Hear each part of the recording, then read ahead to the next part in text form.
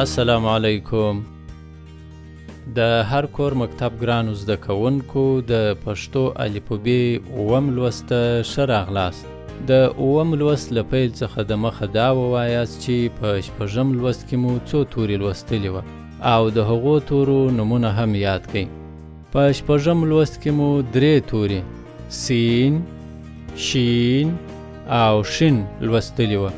په اووم لوست کې د پښتو الفبې دوه نور توري صاد او غداد درښیو.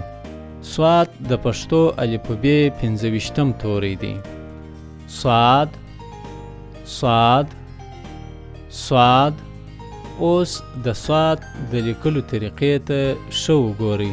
قلم په راسته لاس کې ونیسئ، له چپه طرف څخه راسته طرف ته نیم ګول شکل ولیکئ. له راستې خوا څخه چپه طرف ته قلم کش کړئ.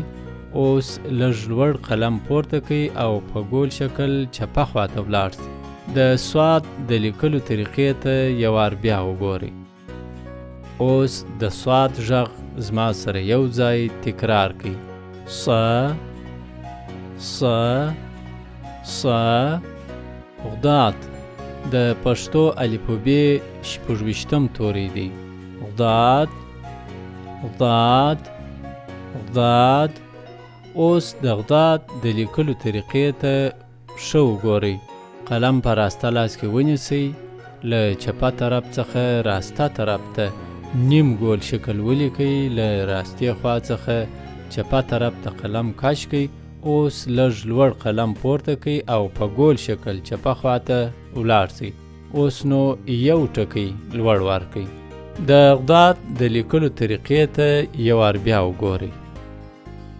اوس نو د غداد غږ زما سره یو ځای تکرار کړئ. غدا غدا غدا.